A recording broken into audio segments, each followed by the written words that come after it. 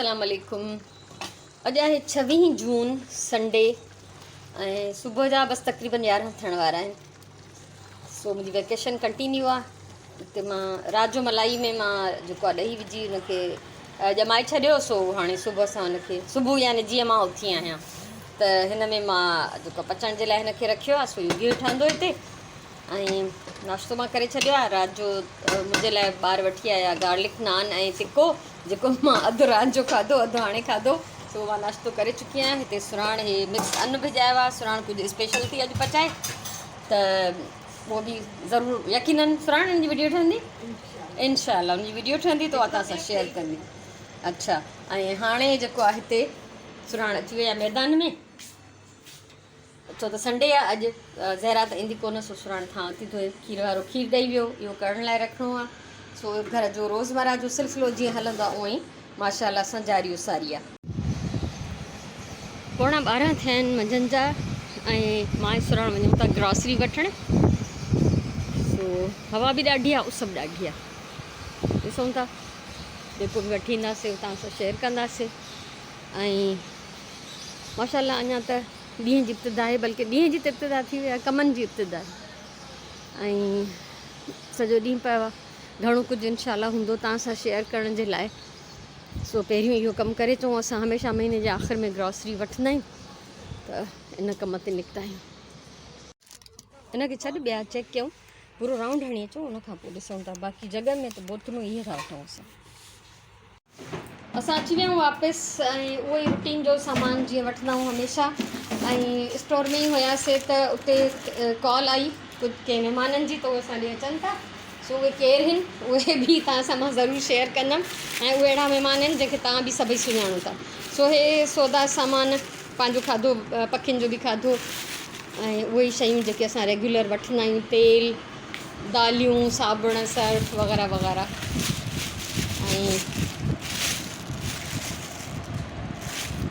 पुराणे हिन में छा हो, अच्छा डिश वॉशिंग लिक्विड।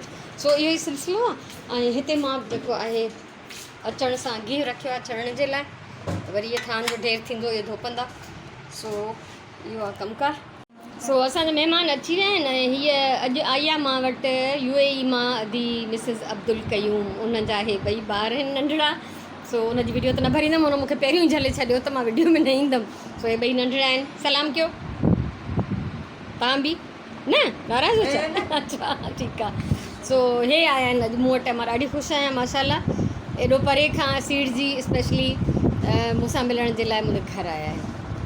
हे आहिनि नंढड़ियूं नंढड़ियूं क्यूट शयूं जेके ॾाढी सुठी पैकिंग में हुयूं। अदी मिसिस अब्दुल क़यूम मुंहिंजे लाइ हे गिफ्ट वठी आई आहे। ऐं हिकिड़ी हीअ charger light. Thank you so much अदी, तव्हांजो अचण ई मुंहिंजे लाइ वॾी ॻाल्हि हुयो। एॾनि सालनि खां तव्हां प्लान पिया कयो मूंसां मिलण जे लाइ। सो तव्हां सां मिली, तव्हांजो कुर्ब, तव्हांजी सादगी ॾिसी मां ॾाढी मूंखे ख़ुशी थी, मूंखे मज़ो आयो। ऐं हिननि गिफ्ट्स जे लाइ थैंक यू सो मच। मुंहिंजे लाइ हमेशह यादगार रहंदा इहे। तूं त नंढे हूंदे आंटी खे शरबत पीआरो।